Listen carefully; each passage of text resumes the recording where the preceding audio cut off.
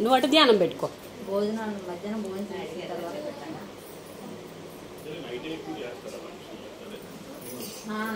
దేవతలు ఒక భక్తురాలకి ఒక ధ్యాసలోనే ఉండాలి. అలంకరణ బాగా వచ్చింది శృతి. నేను రాత్రి వచ్చింటే బ్యాక్గ్రౌండ్ కూడా చేసి ఉండే చిన్న వీడియో పూర్తి.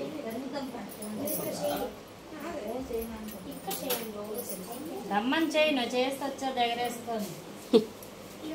మామయ్య వచ్చాడమ్మ రాఖీ కట్టాలని పాపం చెల్లి దగ్గర.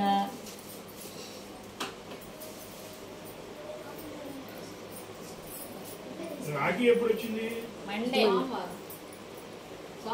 అమ్మో అరటి పండు తీయకూడదు.